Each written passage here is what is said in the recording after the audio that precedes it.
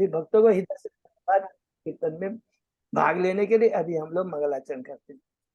ओम अज्ञानतिमिरान्धस्य ज्ञानाञ्जन शलाकया चक्षुरुन्मीलितं येन तस्मै श्री गुरुवे नमः। श्री चैतन्य मनोभीष्टं स्थापितं येन भूतले स्वयं रूप कदा मह्यं ददाति स्वपदान्तिकं। वन्देऽहं श्री गुरु श्रीयुतपदकमलं श्री गुरु वैष्णवांश च श्री रूपं साग्र जातं सहगण रघुनाथं वितं तं सजीवं स्वाधेतं सावधूतं परिजं सहितं कृष्ण चैतन्य देवं श्री राधा कृष्ण पादान सहगण ललिता श्री विशाखा वितांत च नम ओम विष्णुपादाय कृष्ण पृष्ठाय भूतले श्रीमते भक्ति वेदांत स्वामिन इति नामिने। नमस्ते सारस्वती देवे गौरवाणी प्रचारिणे निर्विशेषा शून्यवादी पाश्चात देश तारिणे वांछा कल्पतरुभ्यश्च कृपा सिन्धुभ्य एव च पतितानां पावनेभ्यो वैष्णवेभ्यो नमो नमः। नमो महावदान्याय कृष्ण प्रेम पदायते कृष्णाय कृष्ण चैतन्य नामने गौरत्मिसे नमः। हे कृष्ण करुणा सिंधु दीन बंधु जगतपते गोपेश गोपिका कांत राधा कांत नमस्तुते। तप्त कांचन गौरांगी राधे बिंदाबनेश्वरी विश्वानुसुते देवी प्रणमामि हरिप्रिये। नीलांचल निवासाय नित्याय परमात्मने बलभद्र सुभद्रायां जगन्नाथाय ते नमः। जय श्री कृष्ण चैतन्य प्रभु नित्यानंद श्री अद्वैत गदाधर श्रीवासादि गौर भक्त बिंद मुखम करोति वाचालम पंगु लंघेगिम यत्कृपातमहं वंदे श्री गुरुमदीनतारिणं परमानंद माधवम श्री चैतन्येश्वरम। हरे कृष्ण कृष्ण कृष्ण हरे हरे हरे राम राम राम। श्री श्री मंगलाचरण की जय। शिला प्रभुपाद की जय।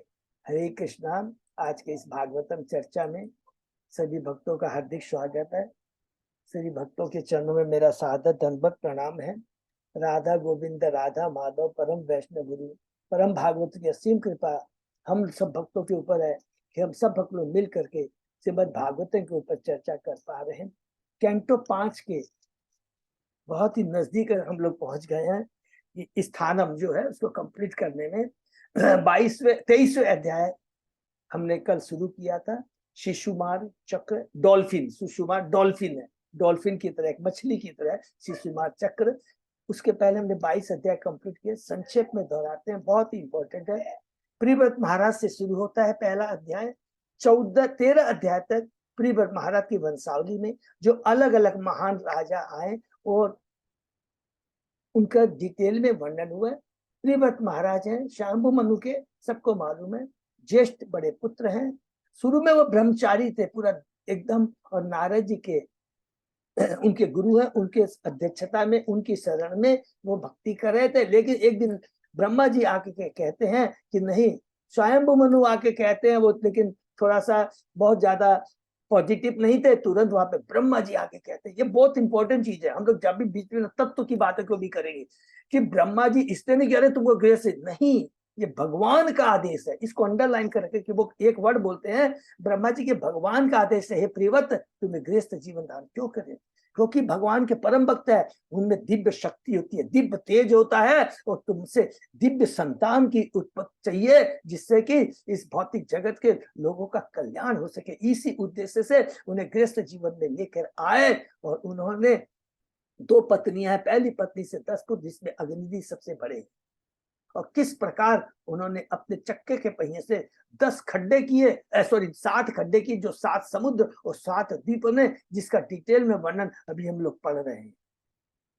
16वें अध्याय से लेकर के पूरा हम लोग करीब करीब 23 अध्याय 23 अध्याय तक, 22 अध्याय तक में पूरा वर्णन आ गया। और फिर 23 में उससे थोड़ा, और दूसरे अध्याय में शुरू होता है अग्निदि का चरित्र, जो है अग्निदि सबसे बड़े पुत्र हैं प्रियव्रत के, और किस प्रकार उन्होंने पूर्व चिति से ब्याह किया ब्रह्मा जी द्वारा भेजी गए अप्सरा से, और उनके 9 पुत्र होते हैं, जिसमें सबसे बड़े पुत्र नाभि। तीसरे अध्याय में शीर्षक है भगवान ऋषभ का जन्म।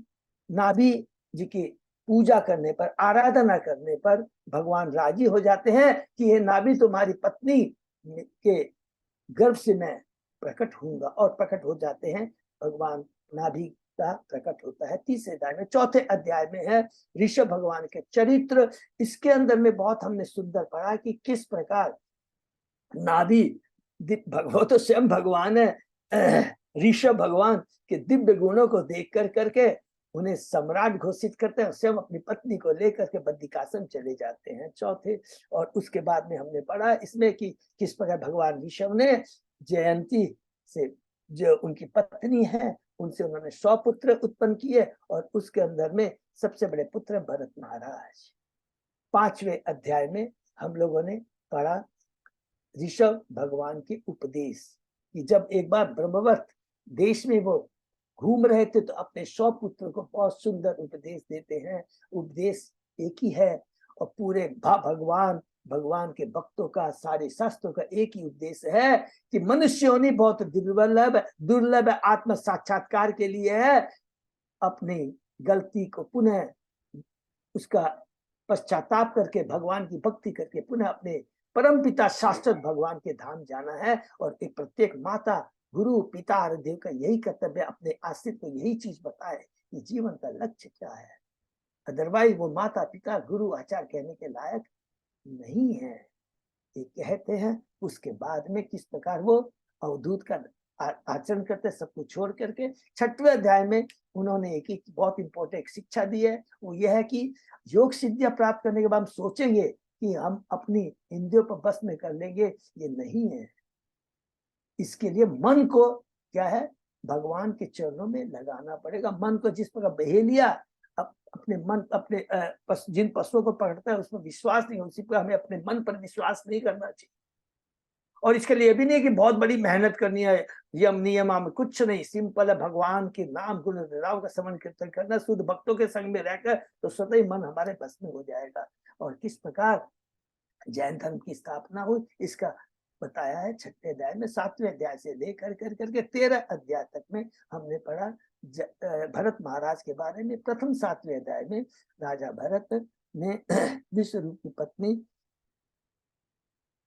पंचजनी से ब्याह किया और उनके 5 पुत्र होते हैं। 1 करोड़ वर्षों तक शासन किया और उसके बाद में सब कुछ छोड़कर पूरा श्रवण आश्रम में चले जाकर के भाव के पद पे पहुंच जाते। 8वें अध्याय में किस प्रकार वो मृग के प्रति आसक्ति होती है और मृग के प्रति आसक्ति होने के कारण शरीर छोड़ते समय मृग का स्मरण रहता है, यम यम वापी स्मरण भाव, उन्हें मृग शरीर प्राप्त होता है। लेकिन क्योंकि भगवान की भक्ति विनष्ट नहीं होती है, उनकी चेतना मृग शरीर का था लेकिन चेतना शरीर कृष्णमय की बनी रही। ये बहुत इंपॉर्टेंट, इससे भक्ति कभी विनष्ट नहीं होती है, रुक सकती है, गलत संगति हो गई, गलत वातावरण हो गया, लेकिन भक्ति विनष्ट नहीं होती है और भगवान पकड़ के लेके आते हैं, ये गारंटी है। अजामिल का एग्जाम्पल देख लीजिए, भगवान कभी भी छोड़ते नहीं है। और जो भक्ति करता है उसको अपि चेतसु दुराचारो भस्ते मामने भागे, ये भी श्लोक याद रखेंगे। कभी भी भक्त पर हंसना नहीं चाहिए। अगर किसी कारण से उसका डाउनफॉल होता है उसको साधु ही समझना चाहिए। साधु इसलिए समझना चाहिए क्योंकि उसको ये ज्ञान हो गया है और उसने ये विश्वास हो गया है कि कृष्ण ही सर्वोपरि है। हरे कृष्ण सर्वो, ये बहुत इंपॉर्टेंट चीज है। पुनः वो भक्ति में आएगा क्योंकि भगवान के शरण में है। भगवान एक बार जो भगवान के शरण में जाता है भगवान उसको छोड़ते नहीं है, ये याद रखिए। तो इसी प्रकार भरत महाराज से शिक्षा मिलता है, भक्ति बनी रहती है, शरीर छोड़ कर करके फिर उन्हें तीसरा जन्म मिलता है जड़ भरत का। अध्याय 9 के अंदर में किस प्रकार उच्च कुल के ब्राह्मण में जन्म लेने के बाद भी सदैव अभक्तों से दूर रहे और किस प्रकार भद्रकाली उनकी रक्षा करती है डाकुओं से जो नर बलि के लिए उन्हें ले जा रहे थे। 10वें अध्याय से लेकर 13वें अध्याय तक में शिक्षा है जड़ भरत महाराज की। हम बद्ध जीवों को राजा रघुगण के माध्यम से, राजा रघुगण भी भगवान के भक्त हैं, याद रखना है, क्योंकि माया इतनी बस हम सबों को भ्रमित कर सकती है कि किस प्रकार वो शिक्षा देते हैं 10वें अध्याय में आत्मा के बारे में कि हम शरीर नहीं आत्मा है। ये जितने भी उपाधियां हैं, सब कुछ जितनी बातें हम करते हैं शरीर के परिवर्तन से है, आत्मा में परिवर्तन नहीं होता है। 11वें अध्याय में और एक बात कहते हैं कि ये जितना भी भौतिक ऐश्वर्य है, संपत्ति है, ये क्षणिक है, ये क्षणिक है। स्वर्ग तक हम जा सकते हैं और जब हमारे पुण्य क्षीण होते हैं तो पुनः वापस हमें इस भौतिक जगत में आना पड़ता है। इसलिए तुम्हें क्या करना चाहिए, अपने मन को गुरु के चरणामृत में लगाना चाहिए और गुरु हमें भगवान से जोड़ देगा, हमें भक्ति से जोड़ देगा, हमारा जीवन धन्य हो जाएगा। 12वें अध्याय में कहते हैं कि जो भी कुछ है भगवान का, भगवान से अलग अगर हम कुछ सोचते हैं तो ये माया है, ये ब्रह्म है, ये हमारे बंधन का कारण होगा। और ये ज्ञान कौन देगा? कहते हैं उस गुरु के, जिन गुरु के परम भक्तों के चरणों की धूलि से हमने स्नान कर दिया है, वो स्वतः ही अपनी कृपा प्रदान करते। तो अदिति परिपारेण परिपस्तेन सेवया उपदेशन्ति ते ज्ञानं ज्ञानी तत्त्वदर्शिनः, गीता में भगवान कहते हैं 4थे अध्याय के अंदर में। ये बहुत इंपॉर्टेंट, तो गुरु का बहुत महत्व है। और इस 13वें अध्याय में सारी बातें उन्होंने जो कहा, एक भौतिक जगत एक बंद के समान है जिसमें हम बद्ध जीव व्यापारी के रूप में प्रवेश, जैसे ही प्रवेश करते हैं 6 लुटेरे, 6 इंद्रियां, सियार, भेड़िया, सिंह, पत्नी, संतान, मित्र है, फिर उसके बाद में ईर्ष्यालु वस्तु है, मच्छर के समान है, झिंगूर है जो पीछे से चक्कू मारने वाले हैं, बवंडर की धूल है, पत्नी के प्रति आसक्ति, ये सारे बंधन का कारण है। और विशेष करके यहाँ पर कहा गया पाखंडी लोग से बचना चाहिए। दुख और सुख यदि आता है तो भगवान की कृपा समझ कर करके कि ये हमारे पूरे प्रारब्ध जन्म के कारण है, लेकिन सबसे बड़ा लाभ ये है कि ये सुख दुख आने के साथ साथ भगवान की भक्ति, भक्तों का संग हमें मिला है, इससे बड़ी संपत्ति हो नहीं सकती है। क्योंकि जितना हम भक्ति में ऊपर चलते जाएंगे, यहाँ पर लिखा उतनी ही सावधानी की आवश्यकता रहती है। ये भद्राश्व जो है, भद्राश्व वर्ष में हरिग्रीव, भगवान हरिग्रीव को प्रार्थना करते हैं, भद्राश्व कहते हैं। बहुत इंपॉर्टेंट बात कहते हैं, जितनी हम भक्ति में ऊपर जाते हैं उतनी सावधानी की दरकार रहती है। इस प्रकार समाप्त होता है जड़ भरत महाराज की शिक्षा राउगण के माध्यम से। 14 अध्याय में इसी चीज का रिपीटेशन हुआ है। एलिगल स्टोरी जो कि सुखदेव गोस्वामी परीक्षित महाराज को कहते हैं। 15 अध्याय में परिवत महाराज के वंशावली का संक्षेप में वर्णन है। और 16वां अध्याय से तीसरा शुरू होता है हमारा विषय भागवतम का स्थानम। 16 अध्याय में हमने पढ़ा कि जो कि प्रथम अध्याय में परीक्षित महाराज को सुखदेव गोस्वामी ने कहा था कि उनके चक्के के पहिए से 6 गड्ढे बने, वही 6 गड्ढे जाकर 6 द्वीप बने, और इन द्वीपों को विभाजन कौन करते हैं? 6 सागर। रिपीट कर लेते हैं। पहला है जम्बूद्वीप, उसके बाद में पलक्षद्वीप, उसके बाद में सालमनी, उसके बाद में कुश, उसके बाद में कांच, छठवां शाक और लास्ट में पुष्कर। और अलग अलग कौन कौन से हैं? समुद्र, पहला है खारे जल का दल, उसके बाद में गन्ने का, तीसरा शूरा शराब का, चौथा घी का, पांचवा दूध का, छठा दही का और सातवां मीठे पानी का जल। और इन सारों द्वीपों में सबसे बीच में है हमारा जम्बूद्वीप। जम्बूद्वीप के बीच में जम्बूद्वीप में 9 वर्ष है। 9 वर्ष में सबसे बीच में जो है इलावर्त है, और इलावर्त के बीच में मेरू पर्वत है। सिंपल एकदम रिपीट। और उस मेरू पर्वत में हमने पढ़ा उसके आजू बाजू में बहुत सारे और भी पर्वत हैं, वृक्ष हैं, आम के, जामुन के रस से कीचड़ से मिलकर सोना बन जाता है। हरि बोल। जिनको देवी देवता उसको यूज करते हैं। और मेरू पर्वत के बीच में 9 देवताओं की क्या है जो भी प्रभु बताते हैं, गेस्ट हाउस है, पूरी है, यहाँ पर लिखा पूरी है, 9 देवताओं की पूरी है। और इन सारों में 9 वर्षों में भारत कर्म भूमि है, बाकी सब भोग भूमि है। इसके बाद में हम लोगों ने पढ़ा कि अलग अलग 9 वर्षों में किस प्रकार अलग अलग वहां के वासी अलग अलग भगवान के अवतारों की पूजा करते हैं। इलावर्त में शंकरशन भगवान की करते हैं शिव जी। भद्राश्व वर्ष में हयग्रीव भगवान की, वहां के भद्राश्व। हरिवर्ष में प्रहलाद नरसिंह की। केतुमाल में माता लक्ष्मी अन्य देवताओं के साथ में ऋषिकेश की। रम्यक में मनु मत्स्य अवतार की।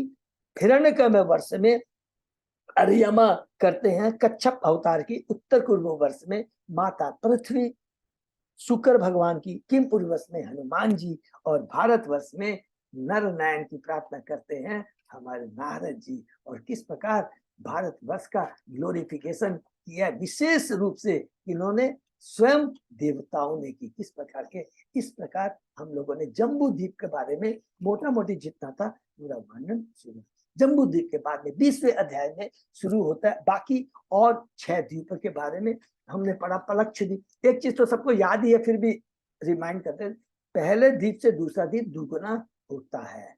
उसी प्रकार से सागर का भी रहता है। पहला 1,00,000 योजन है जम्बू द्वीप, उसके बाद का जो पलक्ष द्वीप है 2,00,000 योजन, 4,00,000 योजन, 8,00,000, 16,00,000, 32,00,000, 64,00,000, इस तरह है पलक्ष द्वीप। उसके बाद में सालमनी द्वीप, उसके बाद में कुश द्वीप, क्रौंच द्वीप, शाक द्वीप और पुष्कर द्वीप। अलग अलग द्वीपों के प्रियव्रत महाराज के अलग अलग पुत्र शासन करते हैं। प्रत्येक पुत्र के 7 पुत्र होते हैं और एक एक पुत्र वो 7 भागों को डिवाइड किया। तो देखिए जम्बू द्वीप में है 9 वर्ष, लेकिन यहाँ पर दिया गया है कि 5 में 7 भाग है और लास्ट में पुष्कर में केवल 2 भाग होता है। और उस पुष्कर के ऊपर में हमने पढ़ा मानसरोवर पर्वत है, बहुत ऊंचा है। इसके बाद में हमने पढ़ा था कि मानसरोवर पुष्कर के बाद में लोकालोक है, उसके बाद में आलोक वर्ष है, उसके बाद में ऐसी भूमि है जहाँ के जो वासी रहते हैं वो सदैव मुक्त अवस्था में रहते हैं, 3 गुणों से ऊपर रहते हैं। और लास्ट में पढ़ा कि अब ये सूर्य के बारे में बताया जाएगा, इसलिए लास्ट श्लोक में बोल दिया गया, पहले 20वें अध्याय के लास्ट श्लोक में क्या बोल दिया गया, सूर्य इस ब्रह्मांड के भूलोक और भूअरलोक के बीच में जो जंगा है जिसको अंतरिक्ष कहते हैं उसमें रहता है। ये हमने पढ़ा। 21वें अध्याय में फिर हमने उन्हीं सूर्य भगवान, बहुत सूर्य की बहुत बड़ा, सूर्य नारायण क्यों बोलते हैं, स्वयं भगवान है, भगवान के सूर्य भगवान स्वयं नारायण है, नारायण सूर्य, बहुत याद रखना है। तो सूर्य की गति का वर्णन है, कहते हैं सबसे पहले हमने संक्षेप में पढ़ा, सूर्य एक जगह स्थित नहीं है, ये अन्य ग्रहों की तरह ये भी गतिमान है और सूर्य की गति से ही दिन तथा रात्रि का निर्धारण होता है। और उसके बाद में हमने पढ़ा सूर्य देव के समक्ष सदैव स्थिति करते हुए बालिखिलम नामक 60,000 ऋषि रहते हैं। इस प्रकार सूर्य देव 16,008 मील को कवर करता है केवल एक क्षण के अंदर में, और पूरे ब्रह्मांड की वो 9,51,00,000 योजन अर्थात इंटू 8 माइल्स की प्रदक्षिणा करता है। ये हमने पढ़ा। 22वें अध्याय में हम लोगों ने पढ़ा सूर्य के बारे में, पहला ग्रह, उसके बाद में अब और अन्य ग्रह के बारे में कल हम लोगों ने डिटेल में पढ़ा, ग्रहों की कक्षाएं। तो यहाँ पर कहते हैं सुखदेव गोस्वामी जी की, इस अध्याय में चंद्रमा तथा अन्य ग्रहों की गतियों के अनुसार इस ब्रह्मांड के जीव शुभ तथा अशुभ स्थान ग्रहण करते, अर्थात ग्रहों का प्रभाव पड़ता है। ये भागवतम कह रहा है, ये सुखदेव गोस्वामी जी कहते हैं कि जिसके जिस तरह से ग्रह होते हैं उस हिसाब से शुभ और अशुभ उनके ये जीवन में आता है। सूर्यदेव समस्त ब्रह्मांड के व्यापारों को विशेष रूप से ताप, ऋतु परिवर्तन आदि को नियंत्रित करता है और नारायण के विस्तार माने जाते हैं। ये कल भी बोला था और आज भी याद कर लेंगे। सूर्य कभी तीव्र गति से चलता है, कभी मंद गति से और कभी मध्य गति से, और इस प्रकार ये स्वर्ग, मर्त्य माने पृथ्वीलोक, स्वर्ग तथा अंतरिक्ष माने बीच वाला लोक, 3 लोकों की यात्रा करता है। और ज्ञानी जन इन कक्षाओं को क्या कहते हैं, संवत्सर, परिवत्सर, इडावत्सर और वत्सर। उसके बाद में सूर्य के बाद में आता है चंद्रमा। सूर्य से 1,00,000 योजन ऊपर में चंद्रमा है। चंद्रमा से फिर 2,00,000 ऊपर में कुछ और नक्षत्र हैं, याद रखेंगे। सूर्य, उसके बाद चंद्रमा, चंद्रमा के बाद में लिखा 2,00,000 योजन और कुछ नक्षत्र हैं, नाम डिटेल में नहीं दिया। और उसके बाद शुरू होता है जो हम लोग शुक्र, बुध, मंगल, बृहस्पति।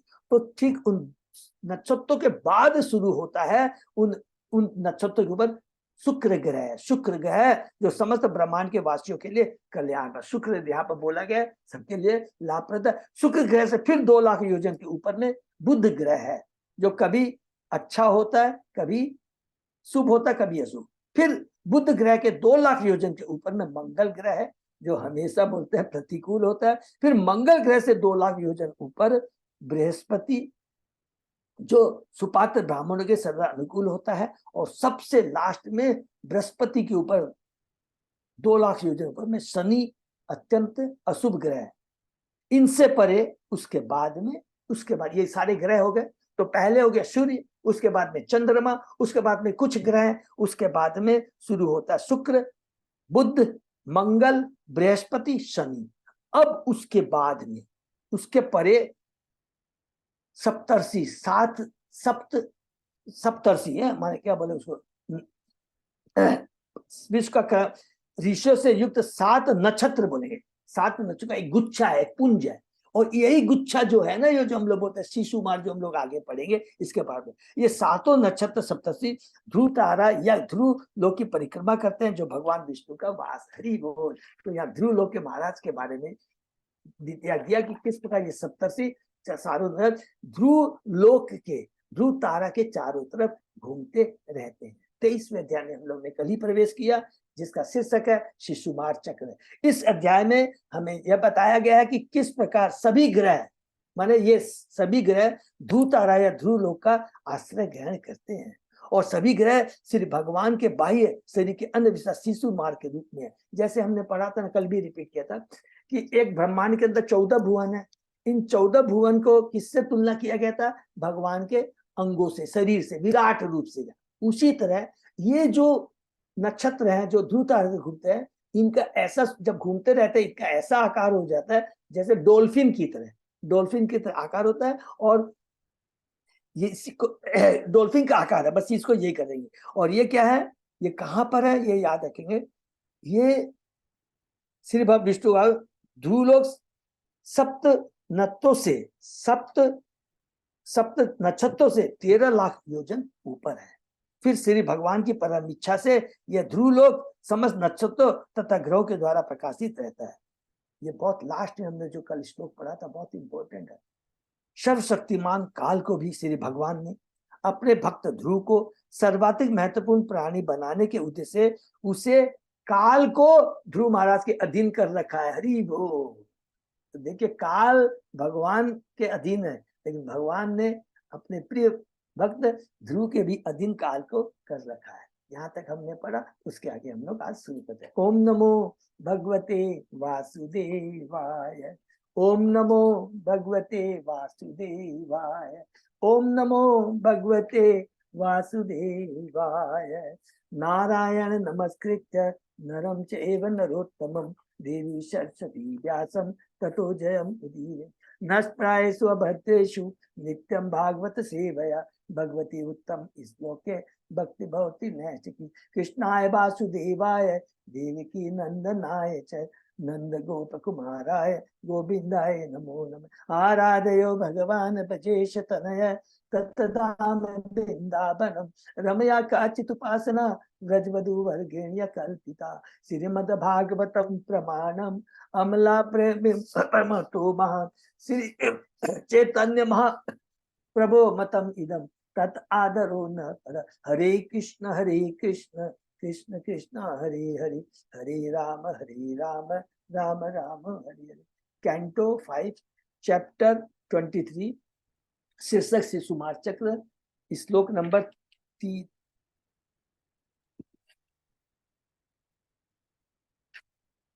वो श्लोक नंबर 3 से है। हाँ प्रभु जी। तो प्रभु क्या करना है, जैसे आपने श्लोक, क्योंकि सारे गद्य फॉर्म में है श्लोक, तो सारांश पढ़ के भी चल सकते हैं, मतलब उसका भाव सारांश पढ़ के चले। तो जब तक इसमें तो शिशुमार चक्र और उसके बाद में जो नेक्स्ट है उसमें हम लोग सारांश पढ़कर करने का चेष्टा करते हैं। ठीक है प्रभु, तो शुरू करते हैं। श्लोक नंबर 3।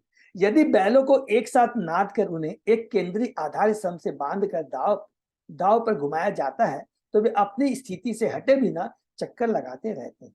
पहला बैल स्तंभ के निकट रहता है, खंबे के नीचे रहता है, दूसरा बीच में और तीसरा बाहर। इसी प्रकार सभी ग्रह तथा सैकड़ों हजारों नक्षत्र भी ध्रुव तारे के चारों ऊपर तथा नीचे सहित अपनी अपनी कक्षाओं में घूमते रहते हैं। वे अपने पूर्व कर्मों के अनुसार भगवान द्वारा प्रकृति यंत्र में बांधे जाकर करके वायु द्वारा ध्रुव लोक के चारों ओर घुमाए जाते हैं। वायु द्वारा, ये बहुत अंडरलाइन कर लेंगे। और इस प्रकार कल्पांत तक घूमते रहेंगे। ये ग्रह आकाश के भीतर वायु में वैसे ही तैरते रहते हैं जिस प्रकार हजारों टन जल से लदे बादल वायु में तैरते रहते हैं। अगर कोई भी हम लोग से आर्गुमेंट करे है जो अभक्त है, उसे खाली इसी चीज का वो खाली गुरुत्वाकर्षण शक्ति की बात करेगा। उसको ये बोलिएगा कि इतने लाखों टन वाले बादल, इतने सारे नक्षत्र, चंद्रमा, सूर्य जितने भी है, ये देखिए जो लटकते रहते हैं, ये क्या भगवान की शक्ति है। अथवा अपने पुरख का बड़े बड़े बाज आकाश में ऊंचाई तक उड़ते रहते हैं और भूमि पर कभी नहीं गिरते, बड़े बड़े बाज। ये जब चीज समझेंगे ना, तब हमको भगवान की माने दिव्यता के बारे में मालूम पड़ेगा। तात्पर्य, इस श्लोक के विवरण के अनुसार सैकड़ों नक्षत्र तथा सूर्य, चंद्रमा, बुध, बृहस्पति, शुक्र जैसे बृहद नक्षत्र न तो गुरुत्वाकर्षण के नियमों द्वारा अथवा आधुनिक वैज्ञानिकों की अन्य किसी कल्पना द्वारा ही संकुचित, हरि बोल। ये समस्त नक्षत्र एवं ग्रह भगवान गोविंद अथवा कृष्ण के दास स्वरूप है और उनकी आज्ञा से अपने अपने रथों में आरूढ़ होकर अपने अपनी कक्षाओं में घूमते रहते हैं। इसको अंडरलाइन कर लेंगे, बहुत पावरफुल है, किसी को हम दिखा सकते हैं। ये देखिए भगवान की शक्ति के बिना कुछ भी नहीं, और सब ये भगवान के दास हैं, जीवे स्वरूप कृष्ण नित्य दास, सब कुछ भगवान के अंश हैं, भगवान के दास हैं। इन कक्षाओं की उपमा प्रकृति प्रदत्त यंत्रों से की गई है, जो महाराज ध्रुव द्वारा शासित ध्रुव के चारों चक्कर लगाकर सिर्फ भगवान के आदेशों का पालन करने वाले हैं। क्योंकि भगवान ने इनको कहा है कि आप लोग ध्रुव लोक के चारों तरफ चक्कर लगाए। इसकी पुष्टि ब्रह्म संहिता में हुई है। यत् चक्षु चक्षु ईशे सविता सकल ग्रहाणाम राजा समस्त सूर्य मूर्ति शेष तेजा यस्याज्ञया भ्रमति संवृत्त काल चक्रो गोविंदम आदि पुरुषम तमहम भजामि। मैं उन आदि पुरुष गोविंद का भजन करता हूँ, जिनके आदेश से ईश्वर के चक्षु रूप सूर्य भी शाश्वत काल की स्थिर कक्षा में घूमता है। ये कितना इंपॉर्टेंट श्लोक है। स्वयं ब्रह्मा जी ने इसकी, हमने बताया था ना, अलग अलग सूर्य, अलग अलग देवताओं के बारे में ब्रह्मा जी ने बहुत सुंदर सुंदर 5 या 6 श्लोक लिखे हैं। समय मिलेगा तो हम लोग पढ़ेंगे। सबको यहाँ स्टैब्लिश किया ब्रह्मा जी ने कि जितने भी शक्तिशाली सूर्य, चंद्रमा, जो भी देवता हैं, सब भगवान की है और सारी प्रकृति भगवान की अध्यक्षता में वो कार्य करती है। ब्रह्म संहिता इस श्लोक से इस त्रिपुटियों की सबसे बड़ा एवं सर्वशक्तिमान ग्रह सूर्य भी स्थिर कक्षा अथवा काल चक्र के अंतर्गत सिर्फ भगवान की आज्ञा से घूमता है। हरि बोल। गुरुत्वाकर्षण शक्ति या विज्ञानी अन्य काल्पनिक सिद्धांत से इसका कोई सरोकार नहीं है। भौतिक विज्ञानी सिर्फ भगवान के शासन से दूर रहकर नक्षत्र की गति के लिए नाना प्रकार की कल्पनाएं करते हैं, किंतु सिर्फ भगवान का आदेश सर्व प्रमुख शर्त है। ग्रहों के प्रमुख देवता पुरुष हैं और सिर्फ भगवान भी पुरुष हैं। श्री भगवान माने सब याद है, सब पुरुष है, पुरुष रूप में है। सिर्फ भगवान अपने अधीन विभिन्न नामधारी देवताओं को आदेश देते हैं कि वे उनकी परम इच्छा का पालन करें। सूर्य सूर्य देवता, चंद्र चंद्र देवता है। इसकी पुष्टि भगवत गीता में होती है, जिसमें कृष्ण का वचन है, मैं अध्यक्ष प्रकृति श्वेते सचराचरम हेतु नानेन कोते जगत द्वि अपरिवर्तते। हे कुंती पुत्र, यह प्रकृति माया मेरी अध्यक्षता में कार्य करती है, संपूर्ण चराचर प्राणियों को उत्पन्न करती है। इसी कारण इस दृश्य जगत का बारंबार सृजन एवं संहार होता है। नक्षत्रों की कक्षाएं उन शरीरों के समान है जिनके भीतर जीवात्मा विद्यमान है, क्योंकि दोनों ही श्री भगवान द्वारा संचालित यंत्र है। जैसा कि श्री कृष्ण ने भगवत गीता है, ईश्वर सर्वभूतानां हितेषु तिष्ठति भ्रामति सर्वभूतानि यंत्रारूढ़ानि माया। हे अर्जुन, परमेश्वर प्राणी मात्र के हृदय में स्थित है। वही देह रूपी यंत्र में आरूढ़ सब जीवों को अपनी माया शक्ति द्वारा घुमा रहा है। यह यंत्र चाहे शरीर यंत्र, कक्षा यंत्र अथवा काल चक्रों में सभी श्री भगवान के आदेशों कार्य करते हैं। श्री भगवान तथा भौतिक प्रकृति दोनों ही मिलकर न केवल इस ब्रह्मांड का वरन इससे परे लाखों ब्रह्मांडों को धारण करने वाले हैं। इसको भी अंडरलाइन कर लेंगे। सबको तो वैसे मालूम है, न केवल इस ब्रह्मांड वरन इससे परे लाखों ब्रह्मांड। तो इस यूनिवर्स के अंदर में केवल एक ब्रह्मांड नहीं है जो हम बात करते हैं, लाखों करोड़ों ब्रह्मांड है, अलग अलग उसमें ब्रह्मा, अलग अलग मुख वाले ब्रह्मा है। और ये सारे करोड़ों अरबों ब्रह्मांड अनंत अनंत शेष उसको धारण करके रखते हैं। हरि बोल। दाने के समान, सरसों के दाने के समान दिखाई देते हैं सारे ब्रह्मांड। इस श्लोक में इस प्रश्न का भी उत्तर प्राप्त है कि नक्षत्र तथा ग्रह किस प्रकार तैर रहे हैं। गुरुत्वाकर्षण का इसमें कोई हाथ नहीं है, वरन नक्षत्र तथा ग्रह वायु के द्वारा तैर पाते हैं। इसी कारण आकाश में बड़े बड़े बादल और बड़े बड़े बाज पक्षी उड़ पाते हैं। आधुनिक वायुयान यथा 747 जेट यान भी इसी का कार्य करते हैं। वे वायु को नियंत्रित करके आकाश में ऊंचाई पर तैरते हैं और नीचे। इस प्रकार से वायु का नियंत्रण पुरुष और प्रकृति के सहयोग के द्वारा संभव हो पाता है। प्रकृति और पुरुष माने जाने भगवान के सहयोग से इस ब्रह्मांड के सारे कार्यकलाप सुचारू रूप से चलते हैं। प्रकृति भगवान की दासी दुर्गा देवी है और पुरुष भगवान है। ब्रह्म संहिता में प्रकृति का वर्ण इस प्रकार हुआ, सृष्टि स्थिति प्रलय साधन शक्ति रेखा छायेव यस्य भुवनानि विवर्ति दुर्गा इच्छा अनुरूप अपि यस्य च चेष्टति सा गोविंदम आदि पुरुषम तहम भजामि।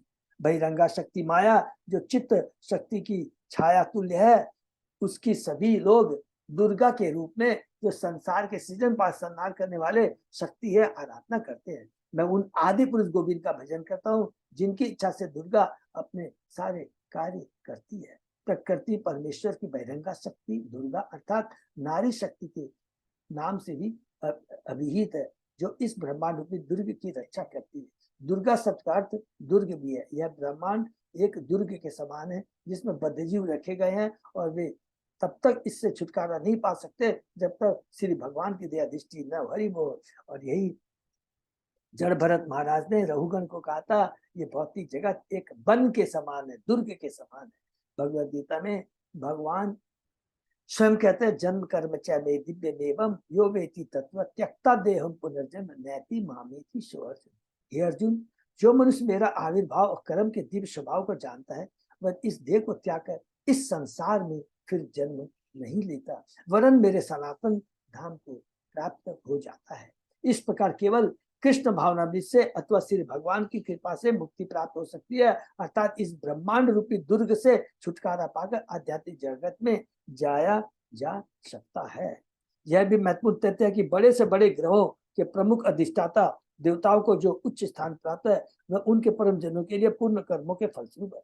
इसका संकेत कर्म निर्मित गतय सत्यों से मिलता है। उदाहरण हम पहले यह बता चुके हैं कि चंद्रमा जीव कहलाता क्योंकि वह हम जैसा जीवात्मा है, किंतु अपने पुण्य कर्म के कारण उसे चंद्रदेव का पद प्रदान किया जाता है। उसे का समस्त देवतागण जीवात्मा है जिन्हें विभिन्न पदों पर आरूढ़ किया जाता है। इसमें से सर्व प्रमुख सूर्य के अधिष्ठाता देवता सूर्य नारायण को ही श्री भगवान का अवतार माना जाता है। ध्रुव लोक के प्रमुख देवता महाराज ध्रुव भी जीवात्मा। हरि बोल। इस प्रकार से दो आत्मा दो प्रकार के, परमात्मा अर्थात श्री भगवान तथा सामान्य जीवात्मा या जीव। नित्यो नित्य नाम चेतस चेता ना नाम। ये बहुत इंपॉर्टेंट है, ये तो सबको मालूम भी है। ऐसे भी बोल सकते हैं, आत्मा परमात्मा, जीवात्मा परमात्मा, विष्णु तत्व जीव तत्व है। तो ये सब हम लोग क्या है, ये सब जीव तत्व है, इंक्लूडिंग सारे देवता, एवरीथिंग है, इंक्लूडिंग ब्रह्मा, अर्थात जिनका भौतिक शरीर होता है। जीवात्मा का मतलब जिसका भौतिक शरीर होता है, और विष्णु तत्व का मतलब होता है जिनका आध्यात्मिक शरीर होता है। समस्त देवता ईश्वर की सेवा में संलग्न रहते हैं और केवल ऐसी अवस्था से ब्रह्मांड के सारे कार्य चलते हैं। जहां तक इस श्लोक में वर्णित सेवनों बाज पक्षियों का प्रश्न है, यह माना जाता है कि ऐसे विशाल बाज है जो हाथी का शिकार हरि बोल कर सकते हैं। वे इतनी ऊंचाई पर उड़ते हैं कि वे एक ग्रह से दूसरे ग्रह की यात्रा कर सकते हैं। वे एक ग्रह से उड़कर दूसरे तक पहुंचते हैं और उड़ते समय अंडे देते हैं जिनसे पक्षी उत्पन्न होते हैं। संस्कृत में ऐसे बाज पक्षियों को सयेन कहा जाता है। आधुनिक परिस्थितियों में इतने बड़े सन तो नहीं दिखते, किंतु ऐसे विशाल पक्षी ज्ञात है जो बंदरों को पकड़कर गिरा देते हैं और मार कर खा जाते हैं। इसी प्रकार ऐसे भी पक्षी ज्ञात है जो हाथियों पकड़ कर उन्हें मार डालते हैं। देखिए प्रभुपाद जी कितनी बढ़िया बढ़िया इंफॉर्मेशन है। नेक्स्ट, नक्षत्रों तथा ग्रहों से युक्त यह विराट यंत्र जल में शिशुमार सूक्ष्म मछली के स्वरूप में समानता रखने वाला है, डॉल्फिन की तरह। कभी कभी इसे वासुदेव श्री कृष्ण का अवतार माना जाता है। दृश्य होने के बड़े बड़े योगी वासुदेव के इस रूप का ध्यान करते हैं, तो कोई विराट रूप का ध्यान करते हैं, कोई इस रूप का ध्यान करते हैं। सब कुछ है, जो कुछ भी हम देखें ये कृष्ण से संबंधित है, कृष्ण ही है। हर आत्मा जब होते हैं, हर शरीर के अंदर जो आत्मा है वो कृष्ण का शाश्वत अंश है।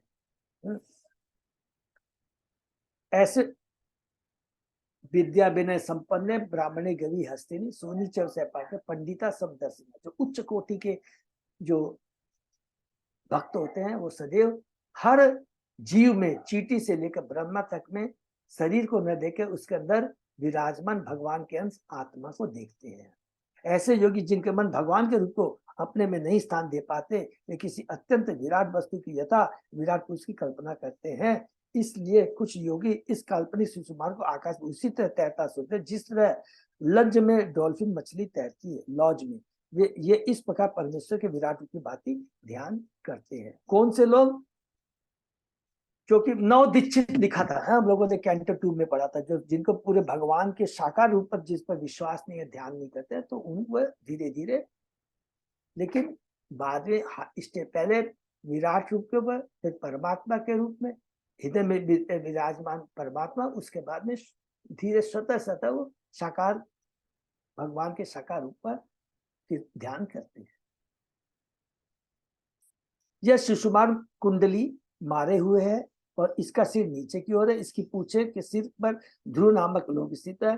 पूछ के मध्य भाग में प्रजापति, अग्नि, इंद्र तथा धर्म नामक देवताओं के लोक स्थित हरि बोल। और पूछ के मूल भाग में धाता विधाता नामक देवताओं के लोक है। इसके कटी प्रदेश में वशिष्ठ, अंगिरा आदि 7 ऋषि हैं। कुंडलीबद्ध शिशुमार का शरीर दाहिनी और मुक्त है, जिसमें अभिजीत से लेकर पुनर्वसु पर्यंत 14 नक्षत्र स्थित है। इसके बाई ओर पुष्य से लेकर के उसरा साड़ा पर्यंत 14 नक्षत्र है।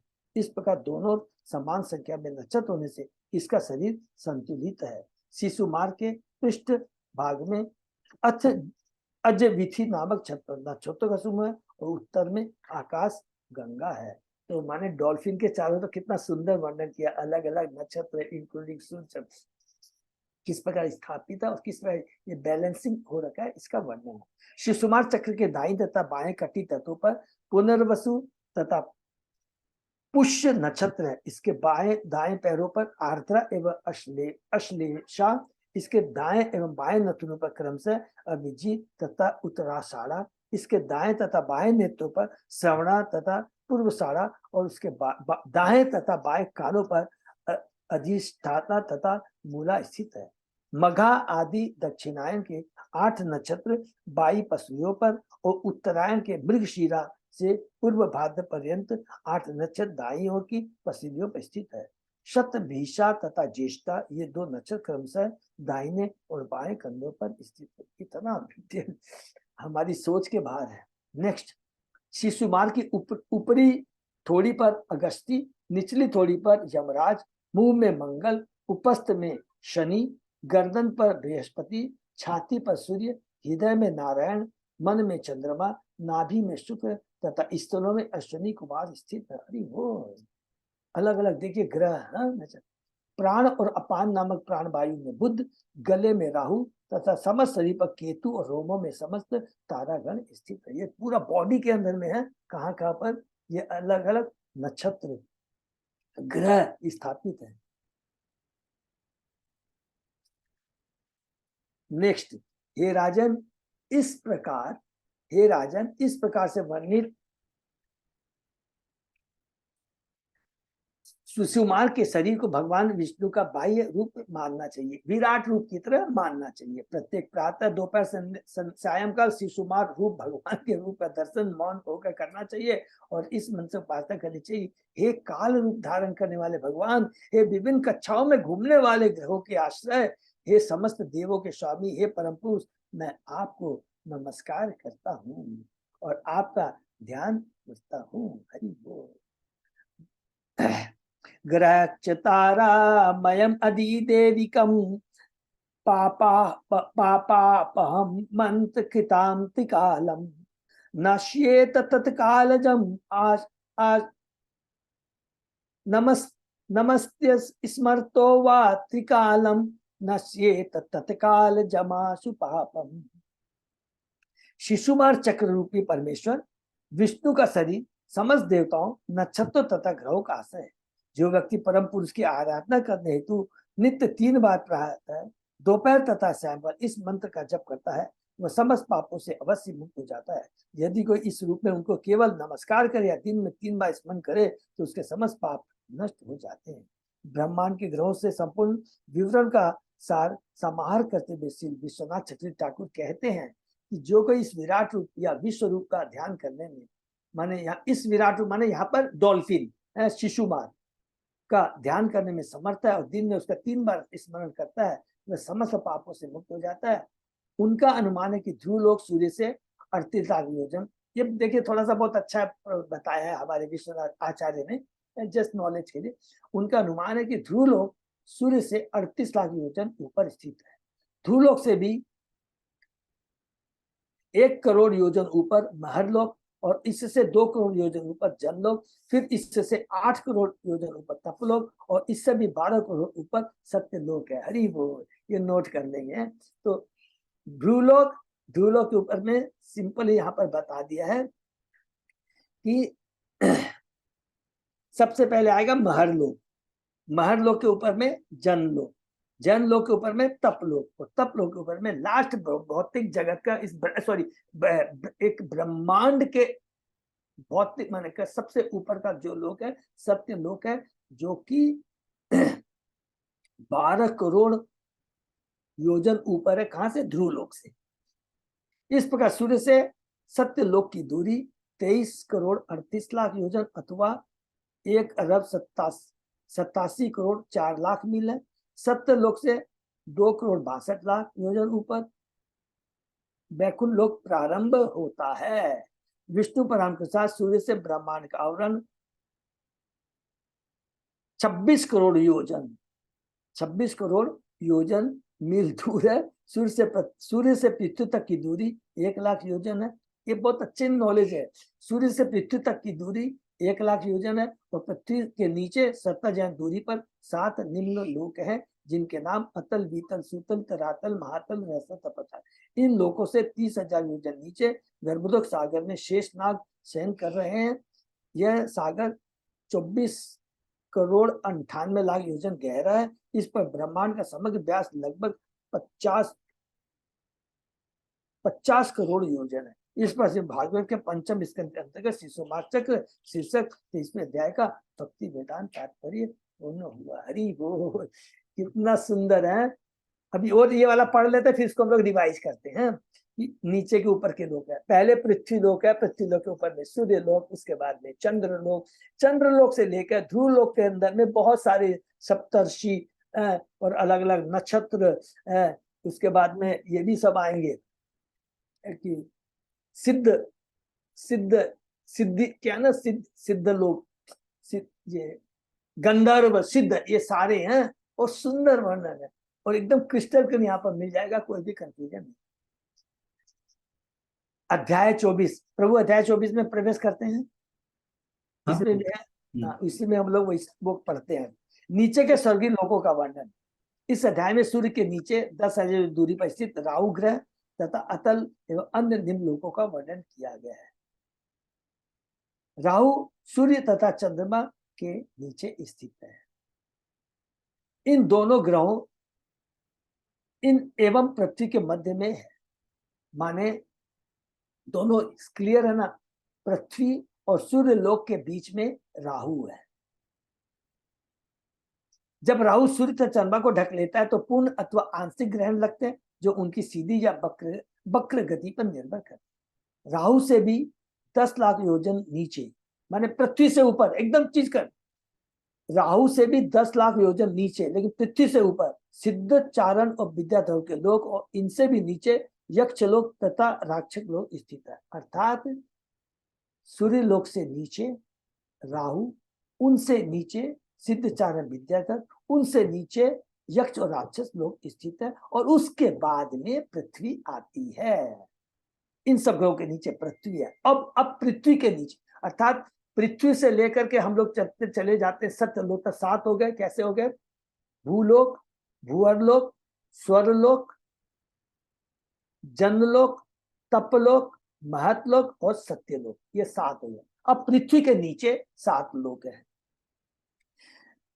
और इसके भी नीचे 70,000 योजन पर निमंत्रण लोक कौन सा है? अतल, वीतल, सुतल, तलातल, महातल, रसातल तथा पाताल लोक है। इन निमंतक ग्रहों में असुर तथा राक्षसगण अपनी पत्नियों संतानों समेत वास करते हैं और अगले जन्मों की परवाह किए बिना सदैव ही इंद्र भोग में लिप्त रहते हैं। इन लोकों में सूर्य का प्रकाश नहीं पहुंचता, केवल सूर्य का प्रकाश पृथ्वी से ऊपर के सातों लोक में, नीचे में नहीं होता है। इन लोगों में स्वीकार नहीं पहुंचता। इन्हें सर्पों के फणों की मणियां प्रकाशित करती है, जिससे वहां अंधकार नहीं रह पाता। इन लोगों के वासी न तो वृद्ध होते हैं और न उन्हें रोग सताता है। वैसे किसी कारण से होने वाली मृत्यु से भयभीत नहीं है। यदि वे भयभीत हैं तो केवल काल से, जो श्री भगवान ही हैं। अतल लोक में अंगड़ाते सूर्य दैत्य से 3 प्रकार की स्त्रियां उत्पन्न हुई, जिन्हें स्वैरिणी, स्वतंत्र, कामिनी, कामोन्मत्त तथा पुंसचली पुरुषों द्वारा वशीभूत कहते हैं। अतल से नीचे वितल है, जहां भगवान शिव अपनी पत्नी गौरी के साथ निवास करते हैं। उनकी उपस्थिति में एक प्रकार का स्वर्ण, उनकी उपस्थिति से एक प्रकार का स्वर्ण उत्पन्न होता है, जो हाटक कहलाता है। वितल के नीचे परम भाग्यशाली बलि महाराज का आवास, हरि बोल। सूतल लोक जिसको कहते हैं, भगवान बामनदेव ने उनकी कठिन तपस्या से प्रसन्न होकर बलि महाराज पर कृपा की। वे उनके साथ यज्ञ स्थल पर गए और 3 पग भूमि मांगकर उसी बहाने उनकी सारी संपत्ति ले ली, उसी बहाने उन पर कृपा कर दी। सर्वस्व देने के लिए बलि महाराज द्वारा तैयार हो जाने भगवान परम प्रसन्न हुए, फलस्वरूप उनके द्वारपाल बन गए। बलि महाराज का वर्णन श्रीमद् भागवत के 8वें स्कंद में हुआ है। 7वें स्कंद में प्रहलाद महाराज, 8वें स्कंद में बलि महाराज, 6ठे स्कंद में हम लोग इसकी अजामिल की कथा सुनेंगे। जब भगवान किसी भक्त को भौतिक सुख प्रदान करते हैं तो वह केवल वास्तविक वरदान नहीं होता। अपने ऐश्वर्य के घर में भूले हुए देवतागण ईश्वर से केवल भौतिक सुख के लिए प्रार्थना करते हैं, किंतु प्रहलाद महाराज जैसे भक्तन भौतिक सुख की कामना नहीं करते।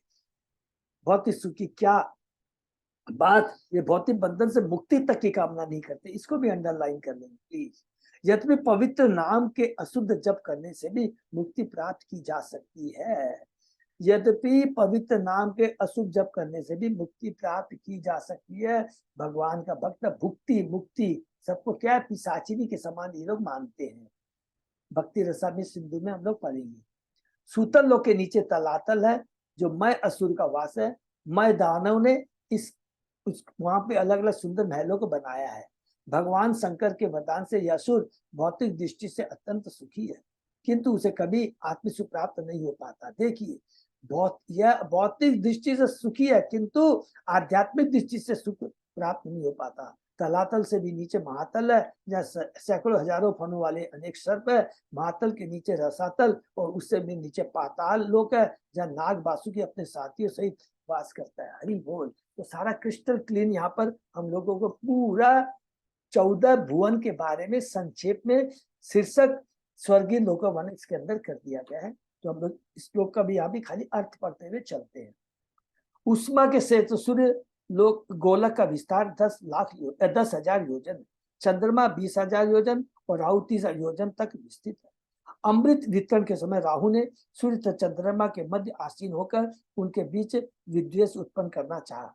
राहु सूर्य तथा चंद्र दोनों के प्रति शत्रु भाव रखता है, इसलिए वह सदा अमावस्या तथा पूर्णिमा के दिन इनको ढकने का प्रयत्न करता रहता है। जैसा कि बताया गया है, सूर्य 10,000 योजन तक और चंद्रमा इससे दूना विस्तीर्ण है। यहाँ द्वादश शब्द का अर्थ 10 का 2 गुना अर्थात 20 मानना चाहिए। विजय ध्वज के मत से राहु को चंद्रमा का 2 गुना अर्थात 40 योजन तक विस्तीर्ण होना चाहिए, किंतु भागवत के इस विरोधाभास से सहमत होने के लिए वे राहु के संबंध में निम्नलिखित उदाहरण प्रस्तुत करते हैं। राहु सोम विणाम तु मंडला द्विगुणोक्ति ताम, जिसका अर्थ है कि राहु चंद्रमा से दुगुना बड़ा है और चंद्रमा सूर्य से दुगुना है। यह निष्कर्ष टीकाकार विजय ध्वज का है। सूर्य तथा चंद्रमा देवताओं से राहु के आक्रमण को सुनकर उनकी रक्षा हेतु भगवान विष्णु श्री विष्णु अपना सुदर्शन चक्र चलाते हैं। यह चक्र भगवान का अत्यंत प्रिय भक्त और प्रिय पात्र हरि बोल। अवैष्णव के बध हेतु इसका प्रचंड तेज राहु के लिए असह्य है, अतः वह डर कर भाग जाता है। जब राहु चंद्र या सूर्य को सताता है तो ग्रहण लगता है। भगवान श्री विष्णु अपने भक्तों के लिए, जिन्हें देवता भी कहा जाता है, सदैव ही रक्षक है। प्रधान देवता विष्णु के अत्यंत आज्ञाकारी होते हैं। यद्यपि उन्हें भी इंद्रिय भोग चाहिए और इसलिए वे देवता या ईश्वर तुल्य माने जानते हैं। राहु सूर्य तथा चंद्र पर आक्रमण करता है, किंतु वे भगवान विष्णु द्वारा रक्षित है। हरि बोल। भगवान विष्णु के चक्र से भयभीत रहने के कारण राहु सूर्य या चंद्रमा के समक्ष एक मुहूर्त से अधिक समय तक ठहर नहीं पाता। जब राहु सूर्य या चंद्रमा के प्रकाश को रोक लेता है तो यह घटना ग्रहण कहलाती है। केवल कितना वक्त?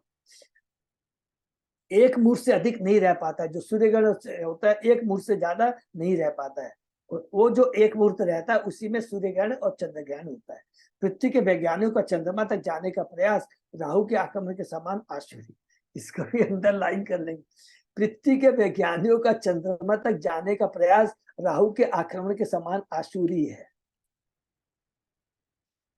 निसंदेह उनके प्रयत्न विफल होंगे, क्योंकि कोई भी सूर्य चंद्रमा में सरलता से प्रवेश नहीं कर सकता।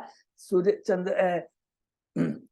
चंद्रलोक तो यहाँ से हम लोग ने क्या पढ़ा? चंद्रलोक तक जाने के लिए पहले सूर्यलोक को होते हुए जाना पड़ेगा, क्योंकि पहले सूर्यलोक पड़ता है, उसके बाद में चंद्रलोक। नेक्स्ट, राहु से 10,000 नीचे, राहु से 10,000 योजन नीचे सिद्ध लोक, चारण लोक तथा विद्याधर लोक है। तो बहुत जनों का प्रश्न रहता है ना, सिद्ध लोक, चारण लोक, विद्याधर लोक कहाँ है? सबको समझ में आ गया। पृथ्वी के ऊपर, चंद्रमा से नीचे और राहु से भी नीचे। कहा जाता है कि सिद्ध लोक के वासियों को योगियों की सिद्धियां प्राप्त है, जिसे वे वायुयान अथवा इसी प्रकार के यंत्रों का प्रयोग किए बिना ही एक लोक से दूसरे लोक की यात्रा कर सकते हैं। रवि जी विराम दें या कंटिन्यू करेंगे? लंबा है। अच्छा वो ये काफी एक सेकंड, प्रभु बहुत लंबा है तो यही पे विराम देते हैं। तो बड़ा इंटरेस्टिंग भी है और भक्तिमय भी है। तो इंटरेस्टिंग भक्तिमय कैसे है? इंटरेस्टिंग इसलिए कि भगवान की इतनी सुंदर सृष्टि, और जो वैज्ञानिकों को प्रभुपाद जी ने जिस तरह से उन लोगों को कहा कि तुम लोग कहते हो कि हम लोग ये कर लेंगे, ये कर लेंगे, और यहाँ पर आज पढ़ने से देखिए कितना सुंदर पता लगाता है। पूरा विद्याजय, चारण लोग, सब लोगों का कहाँ कहाँ पे है। 14 भुवन के अंदर क्या माने, पृथ्वी लोक को बेस रख के सबको क्लियर हो गया। जिसको क्लियर नहीं है वो पूछ सकते हैं, हम लोग आपस में डिस्कस कर सकते हैं। बहुत सिंपल है एकदम है। तो कहाँ कहाँ रुके, लेकिन देखिए सबसे इंपॉर्टेंट चीज, बहुत मोस्ट इंपॉर्टेंट चीज हम लोग याद करेंगे कि जो स्वर्ग लोक है, माने स्वर्ग जैसा आनंद है, पृथ्वी पर भी है, जो हम लोगों ने पढ़ा था, जम्बू द्वीप के अंदर में पढ़ा था। ठीक है, फिर पृथ्वी से थोड़ा ऊपर में जाइए, सिद्ध, चारण, ये लोगों के पास भी अष्ट सिद्धियां भी प्राप्त है। फिर और उसके ऊपर में जाइए, नक्षत्र को, लोग सब लगा, पूरा त्रिलोक में चले जाइए। नीचे में अतल, वितल, सुतल, तरातल, महातल, रसातल, पाताल, जितने भी 7 लोग सब में भोग है। लेकिन आध्यात्मिक सुख यदि लेना है और आध्यात्मिक भक्ति कर कर कर करके इस भव सागर से पार करना है, उसके लिए केवल पृथ्वी लोक में भारतवर्ष है। ये देखिए पूरा पढ़ लिया है। इसलिए ऊपर के भी जितने भी देवता हैं, देवता लोग भी सब लोग लालायित रहते हैं भारतवर्ष में आने के लिए, भगवान की भक्ति कर करके भगवान के धाम जाने। तो कहीं भी नहीं है। 14 भुवन की बात कर रहे हैं कोई, इसकी 14 भुवन में जम्बू द्वीप में 9 वर्ष के अंदर में केवल भारतवर्ष है। ऐसा तो इतनी बड़ी हम लोग को सुयोग कृपा प्रदान, ये तो हुआ हमारे ऊपर भगवान की कृपा, भक्ति। दूसरा, भगवान देखिए कितने महान है। इतनी बड़ी सृष्टि, एक ब्रह्मांड के बारे में हम लोग डिस्कशन कर रहे हैं। कहते हैं ऐसे करोड़ों ब्रह्मांड है जो कि अनंत शेष अपने फनों के ऊपर में धारण कर रहता है, और वहां से जब आप देखेंगे तो ये करोड़ों ब्रह्मांड, एक ब्रह्मांड सरसों के दाने के समान दिखाई देता है। अब सोचिए भगवान की सृष्टि, तो इतना सुंदर भगवान है, इतनी भगवान की शक्ति, इतनी कृपा है। तो उसके अलावा हमको कभी भी ज्यादा दिमाग नहीं लगाना है कि ये साइंटिस्ट है तो ये है, ये है। भगवान से बड़ा साइंटिस्ट, इस शास्त्र से बड़ा साइंटिस्ट, आचार्य से बड़ा साइंटिस्ट और कौन हो सकता है? सोचिए आप है। तो इसी को ध्यान में रख के हमें सोचना कि भगवान कितने कृपालु है, हम कितने भाग्यशाली हैं, भारतवर्ष में है, प्रभुपाद जी की इतनी बड़ी कृपा, जिन्होंने हमें इतने सारे शास्त्र दिए, इतने सारे हमें योग्य गुरु आचार्य दिए। पूरा पूरा जितने भी दिन जीना है हमें इसका पूरा पूरा लाभ उठाना। हरे कृष्णा। यही पे विराम देते हैं। सब भक्तों को बहुत बहुत धन्यवाद। प्रभु कुछ हरे अनाउंसमेंट। कृष्ण प्रभु। हरे कृष्ण। सादर प्रणाम प्रभु जी। आदर प्रणाम माता जी। हरि बोल। और अभी मैं थोड़ा एक दो अनाउंसमेंट करूंगा प्रभु, थोड़ा सा अपडेट कर रहा हूँ अजय पोदार प्रभु सबको, कि अभी हमारे से बहुत अच्छा लग रहा है। सभी भक्त लोग बस उत्साह से हमारे गौर पुण्य के लिए डोनेशन कर रहे हैं। कल हमारे को मैसेज दिया हमारी नेचुरल सिटी से संतोष माता जी ने, कहा प्रभु हमने 21,000 का कलेक्शन कर लिया है। और फिर हमारी श्री संगीता देसी माता जी ने कहा प्रभु कुछ भी हो जाए 50,000 तक तो मैं करूंगी। इस तरह देखे सब लोग उत्साहित हो रहे हैं। तो इस तरह, और हमारे BF 68 से ही जिनको प्रभा माता जी, प्रभा सिंह और संगीता होते हैं, हमारी ज्योति माता जी ने 2 लाख रुपया का उन्होंने कमिटमेंट किया है। हरि बोल। हरि बोल। तो इसी तरह देखिए सबकी कृपा रहेगी तो बहुत। तो विशेष करके ज्योति माता जी विजयपुर को बहुत प्रोत्साहित करती है, हमारी प्रभा माता जी और श्री संगीता देवी दासी माता जी। तो इसी तरह हम लोग और भी भक्तों को इनकरेज करेंगे तो बहुत अच्छे से इस बार हमारा जो प्रोग्राम है डोनेशन का सक्सेस हो जाएगा। बहुत बहुत धन्यवाद सबको हृदय से। हरि बोल। यही तो हम लोग विराम देते हैं। ठीक है ना। हरि जो भी जिसको जिस कैपेसिटी है ना, क्या है ना, जिसको है तो उनको हमको इनकरेज जरूर करना है। ये बहुत जरूरी है। तो उससे वो उत्साहित होगी और उन पर भगवान की विशेष कृपा, हम उनको उत्साहित करके उन पर भगवान की कृपा करवा रहे हैं। ये बहुत इंपॉर्टेंट चीज है, ये ध्यान रखें। हरे कृष्ण। कृष्ण। सही भक्तों को बहुत बहुत धन्यवाद। और कैसे विराम करते हैं।